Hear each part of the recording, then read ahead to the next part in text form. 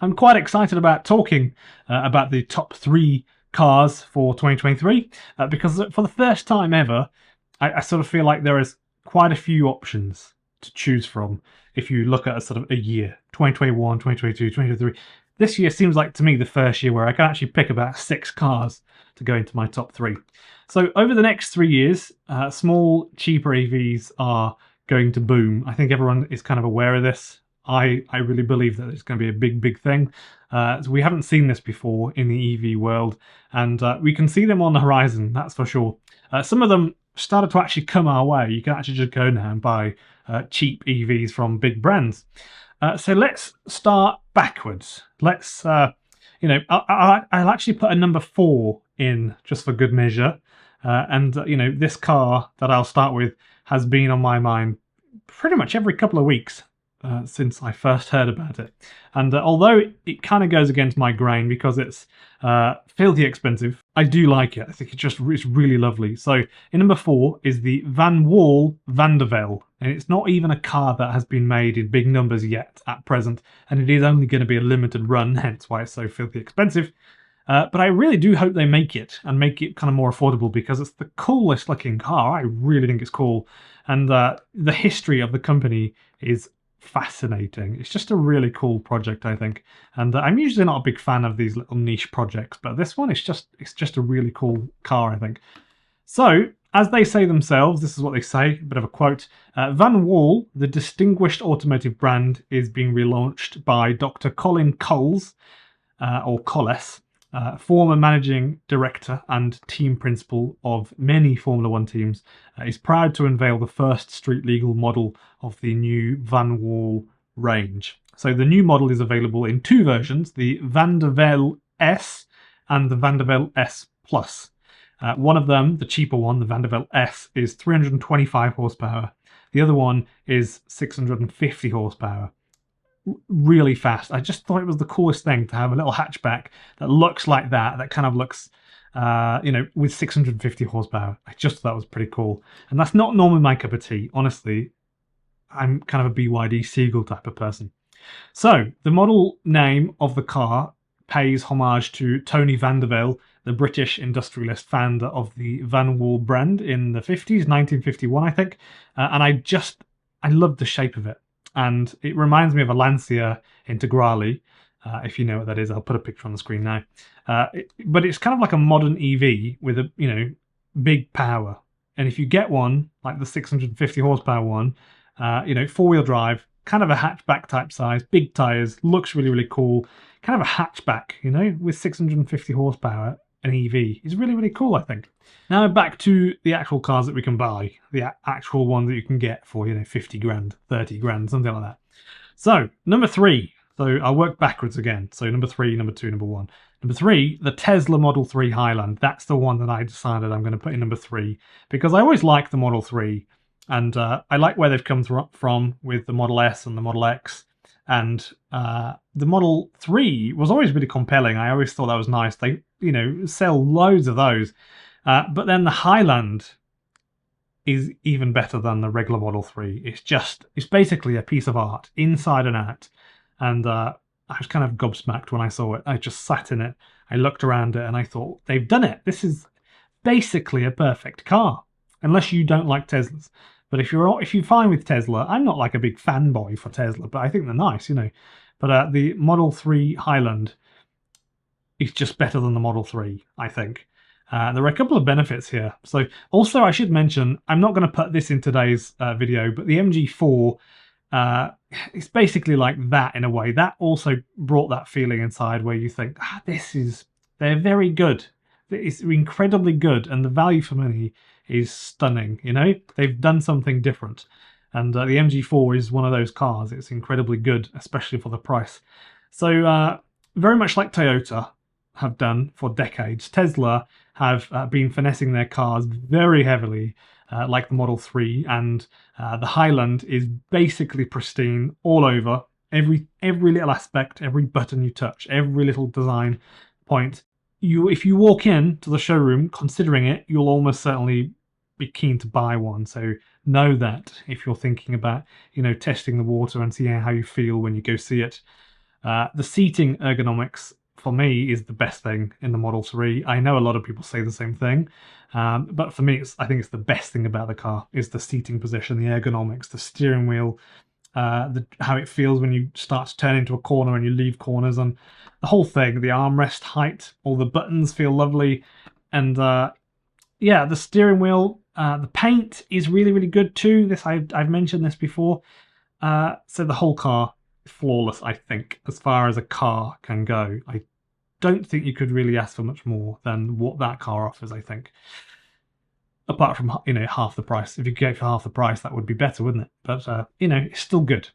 Considering as well that Tesla have only been selling their cars in really big numbers for roughly 10 years, I think that's super impressive that after 10 years, of innovation, they've got to this point where they are now. You could get the Highland Tesla and drive it for a few 100,000 kilometers and basically have very little issue with it. And that's incredible, and you'll enjoy it, I'm sure. So the best thing about the Highland for me is that its very presence in the market will now make the older Model 3 go down in price. That's the absolute best thing about the new Model 3. It means that the previous ones, which are just a couple of years old, are now going down in price. I can see it, even handfuls of thousands of dollars. The demand for those has gone down quite a bit. And I don't like to admit it, but I do like the fact that there are now a lot of the Model 3s, that were just bought a couple of years ago, going down in price. That definitely gets the used car market going, which is a big deal. In the number two spot for my favorite EV from 2023, this was really hard to come up with this one. I really wasn't sure if I wanted to commit to this, but I did in the end go for it, for good reason, I think. So the electric Mini, the Mini Electric, I think is the one with the big battery, by the way, not necessarily the cheaper one, which is almost as good, I think. So those of you that watch regularly know that I've made a couple of videos about the Mini Electric, and it's also a piece of art. It's not terribly priced. It's not cheap. It's definitely not cheap enough anyway, but it's not incredibly expensive. It's just a bit, a little bit pricey.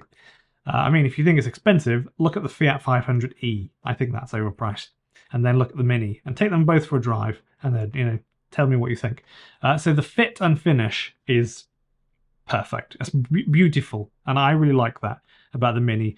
The way that they handle and drive, brilliant. And to this date, the most fun EV that I've ever driven is the Mini Electric, for sheer fun factor. And it sounds cheesy, but it really, really is. It does have that go-kart feeling. It's definitely engineered in. And I think it's a bit more complex than just putting the wheels at as far as you can into the corners. I think it's, such as Mercedes, for example, they hire people to make the doors sound a certain way when you shut the doors. Mini have also, for sure, faffed around a lot to make their car feel an actual go-kart, which is incredibly impressive when you look at the weight of it at like 1,600 kilos, I think. Given that a Honda Jazz is 1,100 kilos and this is 1,600 kilos, and they feel as good as they do. It's baffling, honestly.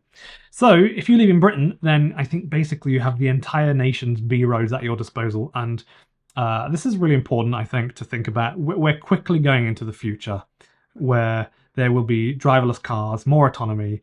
The police will have incredible amounts of tech and cameras and radar technology to really make you feel a bit scared of driving in a kind of sprightly manner, which, if you're British, is one of the cool things about living in Britain, is that British people have the B roads, and they are stunning. Sometimes in summer you do find yourself on the most incredible roads, and they have a national speed limit. Go as fast as you want, but don't drive like an idiot. Just enjoy it, And they haven't stuck a 30 mile per hour road on it. They've just said you can go 60 technically if you think briefly it's going to be safe to do it.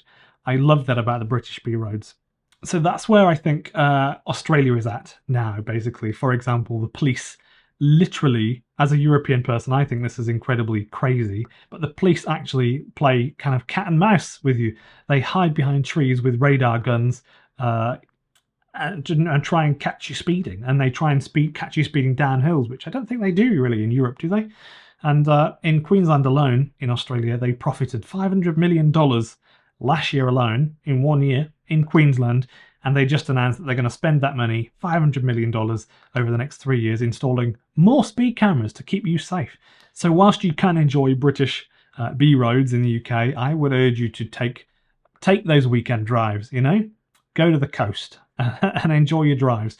Enjoy this time before things get too controlling, because it is happening really fast, and I don't think this has been seen in the last 50, 60 years, this level of change going at such a pace. So sadly, the next 30 years are definitely not going to be, they're going to be so far from a continuation of how things have been in previous decades. So things changed slightly from the 60s to the 70s, and 70s to the 80s, and 80s to the 90s.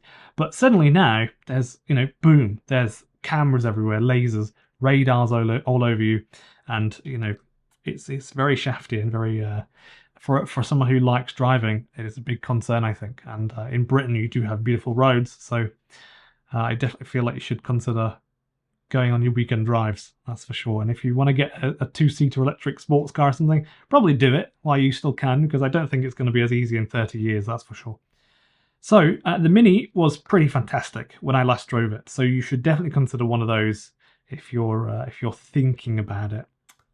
Maybe in a couple more years, maybe 2 or 3 years, we'll get some more data on the reliability of them. Like they're not called the first generation ones, but I would call it the first gen Mini electric from about 2017 or so, with a 32 kilowatt hour battery, and just see how they're going, see if anyone's getting to 100,000 miles and seeing if that's all right. So the number one spot goes to, rather predictably, the BYD Seagull. It's the most awesome car, even though it really isn't available in the UK or Europe yet, but it will be coming out of China in big numbers. If you didn't see my last video about that, then I'll link it at the end for you. You will be able to buy one in Europe within a couple of years, I suspect, maybe within 24 months maybe. So the thing that some of the things that make this my favorite EV of the year are that it isn't pretentious. It's not a swanky car. It's not a car that means that you're trying to show off your wealth or your money, that sort of thing. It's just a nice EV, and so many people can finally, because of the price of it, enjoy that exciting feeling that you get when you get a Tesla or a nice BYD Atto. But those people that are in the sort of, not as much money, they can now have that sensation of driving an electric car finally, or even getting a new car. Just ordering a brand new car is an exciting thing. So apart from paying some of the bills for it, but other than that, it's good. To really feel the benefits, I think, of EVs, I think we need to get more people in them, not just more wealthy people, richer people having them. We don't want to be breathing in diesel fumes for longer than we have to, I think, quite frankly. And as I said in a recent video, the Australian Cancer Council say that the diesel particulates coming out of diesel cars are the second most cancer-causing thing in Australia after the sun. It's that bad. I mean, if the Cancer Council in Australia are saying that, it's that bad, I think you just look at some data, Google it later. So the Seagull is cheap, and it's a reasonable car, a reasonably sized car as well for most people, and the range is adequate for me, and it's for most people. I'm happy to spend time sitting at a charger for a little bit longer if I need to do a long trip. I know maybe business people or people that commute 2 hours to work and 2 hours back, they may not be up for that as much as me, but I'm happy to do that. It has plenty of power without being too slow or fast in any way. And it has a proper battery cooling management system on it, which only if you get the top 2 specs out of the 3. So there are 3 specs. The cheap one, scrap that, don't get it. No battery cooling at all. The top 2 have actually got air conditioning battery cooling on it, which is great. Remember that the most expensive one in China costs about 13,000 euro if you convert that to euros. So I think it's like an extra $1,700 US, or about 1,500 euro or something like that, it costs you between the cheapest version and the most expensive version. So there is no real issue, I think. If you can afford $11,000 or $12,000, you may as well just pay a little bit more, get the biggest battery, and I think you'll have a better experience. You can get a 38 kilowatt hour battery in a small affordable EV with proper battery cooling for 13,000 euro. I think that has to be the bargain of the decade so far, given that we're only a few years into this decade. But I think that is fair to say, surely. So what I thought would be great is if you all wrote down in the comments what your favourite 3 EVs are. Just put, 1, 2, 3, a simple list, 1, 2, 3. What are your favourites in order? So what's your number 1 favourite car for this year? You can make the criteria for that, but I tried to keep it so that they're all ones that we can all go and buy now, generally speaking, apart from the Van der Wel car, which is expensive and you can't really buy that. But it deserves a spot. It's incredible. It's harder than I thought to actually pick the top 3 because there are basically about 6 cars that I want to be in the top 3. So you have to pick one over another, and that's how that kind of goes. I hope that was all right for you. I hope you enjoyed that. Feel free to let me know your thoughts in the comments, and that's kind of what they're there for, to voice your opinion. And thank you for watching to the end.